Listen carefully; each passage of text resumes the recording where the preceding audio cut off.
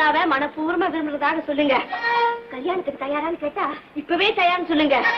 அப்பா அம்மா இருக்காங்களான்னு கேட்டா என்ன சொல்லுவீங்க? யாருமே இல்லைன்னு சொல்லுங்க. சொல்ல மாட்டீங்களா? ஏன், அப்பா இருக்காங்களா, அம்மா இருக்கிறாங்களா? சரி, அம்மா மட்டும் இருக்காங்க ஆனா பணக்காரங்கன்னு சொல்லுங்க. என்ன நான் சொன்னதுல ஞாபகம் இருக்கா? ஐயோ, என்னது என்னன்னு வாசிக்கிட்டு வாய் தந்து பேச மாட்டீங்களா? பாருமோ, இது என் உசுறு. உனக்காக என் குடுமையே கொடுத்த, இதையும் பறிக்க பாக்குறீங்களே. ஐயோ, என்ன நடக்க போதோ? சரி, இது பத்திரமா இருக்கும், நீங்க வந்து தொலைங்க.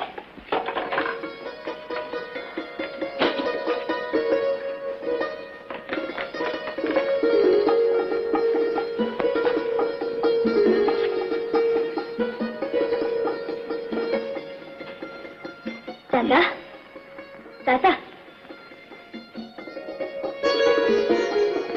இவர்தான் தாத்தா.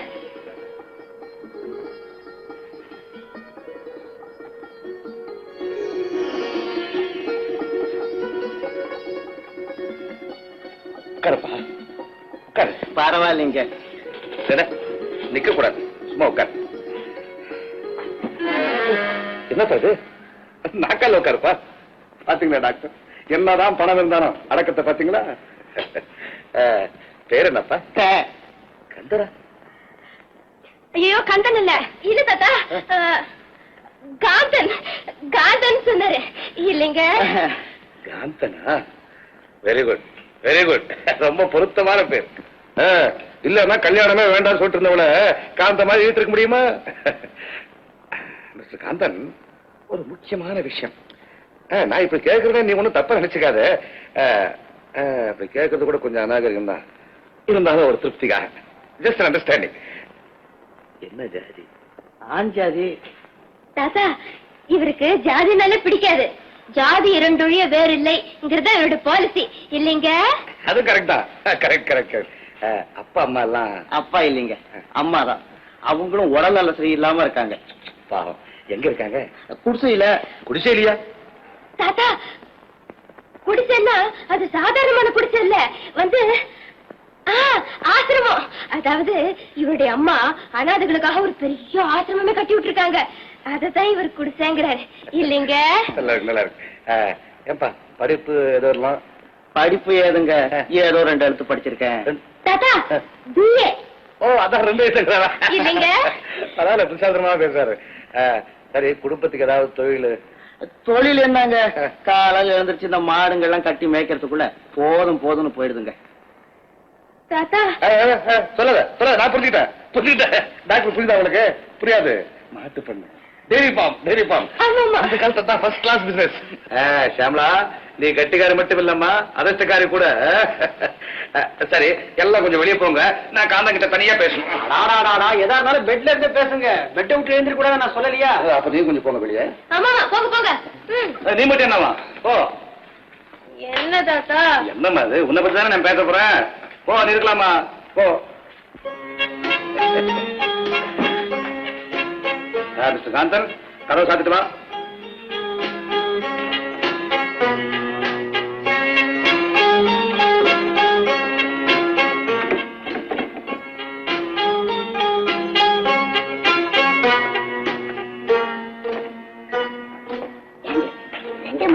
என்னடி பேசிக்கிட்டு இருக்காங்க? அதுதானே தெரியல.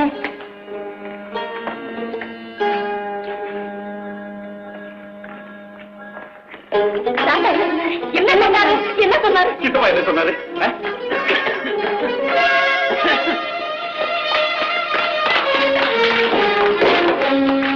என்ன உடனே தொலைச்சிக்க. தாத்தா என்ன கேட்டாரு?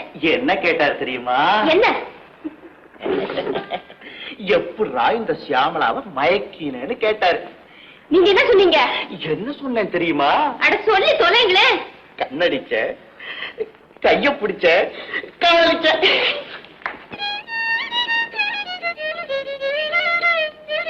போன நிறுத்துங்க. தாத்தா என்ன சொன்னாருன்னு சொல்றீங்களா இல்லையா? என்ன காதலி கோச்சுக்கிற? நான்சென்ஸ். என்ன பேசுறீங்க? காதல் பாஷை பேசுறேன் கண்ணே. அடாடா, என்னையா உன்னோட பெரிய தொல்லையா போச்சு? கந்தே, தாத்தா சொன்னதை சொல்லி தொலைச்சுடா கண்ணு. சொல்லக்கூடாதுன்னு சொல்லிருக்காருடி பொண்ணு. சொல்ல மாட்டீங்க? போங்க வெளியே. போக கூடாதுன்னு சொல்லிருக்காரு.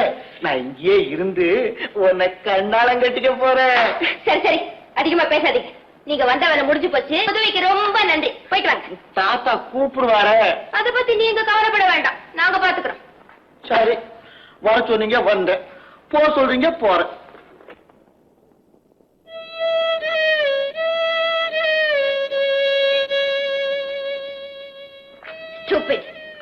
ஏண்டி தாத்தா என்ன சொல்லிருப்பாரு?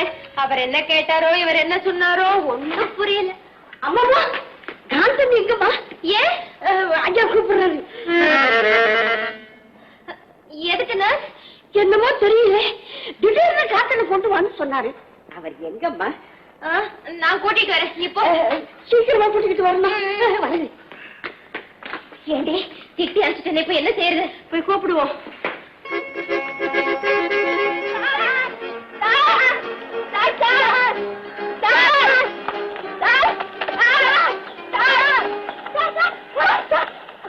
என்னங்க வாங்க, தாத்தா உங்களை கூப்பிடுறேன்.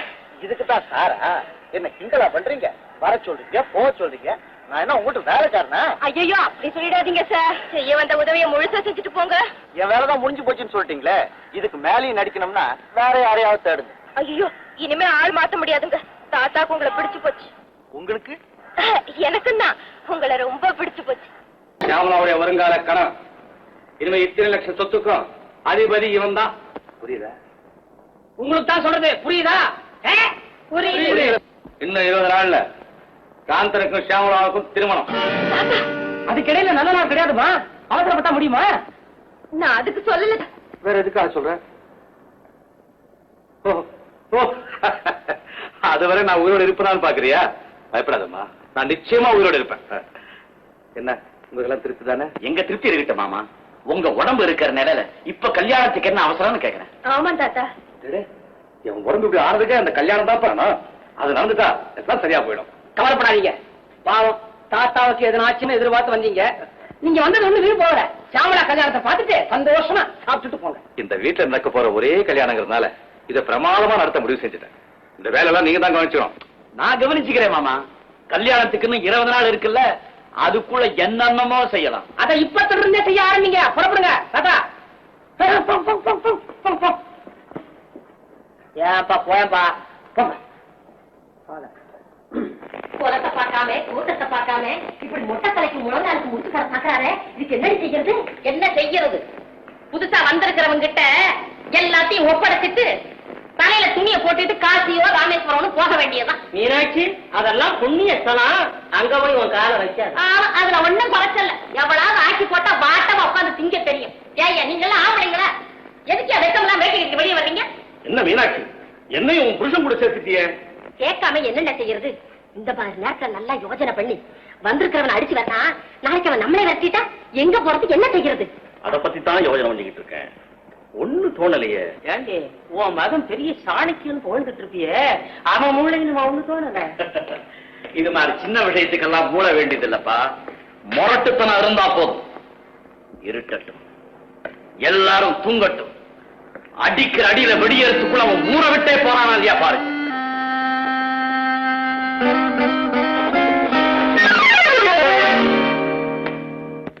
ஷியாமளாவை உனக்கு எவ்வளவு நாளா தெரியும்? ஏன் கேக்குறிய? என்கிட்ட ஏன் எதுக்குன்னு கேட்க கூடாது. எனக்கு சடார கோவம். எனக்கு கோவமே வராதுங்க. அப்படியா? ஷியாமளாவை கட்டிக்க வேண்டிய முறமாப்பிள்ளை யாரு தெரியுமா? நல்லதுங்க. ஐயாதுரையோட சொத்துக்களை அனுபவிக்க வேண்டிய அதிர்ஷ்டசாலி யாரு தெரியுமா? அதுவும் நான் தான். ரொம்ப சந்தோஷம். அப்படி இருக்க நீ என் வாழ்க்கையில் குறுக்க இருக்கிற? உங்க வாழ்க்கையா? இல்லைங்க, நான் அப்படி நிக்கவே மாட்டாங்க.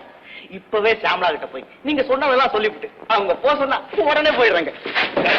அவகிட்ட ஏன் சொல்லணும்? சொல்லாம போனா நல்லா இருக்காதுங்களே.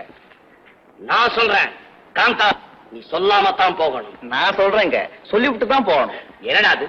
நான் சொல்லிக்கிட்டே இருக்கேன், நீ எடுத்து எடுத்து பேசிக்கிட்டே இருக்க.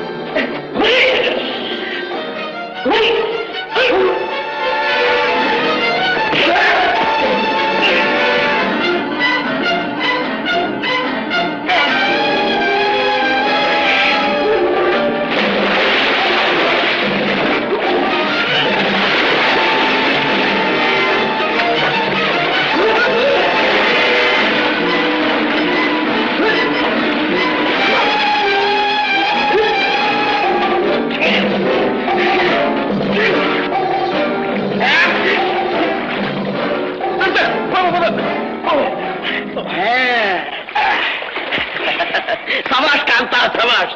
ஷியாமளாவை அடையிற தகுதி மட்டும் இருந்தா போதாது, சொத்துக்களை பாதுகாக்க இந்த மாதிரி திறமையும் வேணும். அதனால தான் உன்னை பரீட்சை பண்ணி பார்த்தேன். நீ என்னடா நிஜமாவே சண்டைக்கு வந்துட்ட. இத முதல்லயே சொல்லிருக்க கூடாதுங்களா? கொஞ்சம் மெதுவா அடிச்சிருந்திருப்பேன். காந்தா, இனிமே நம்ம 2 பேரும் நண்பர்கள்.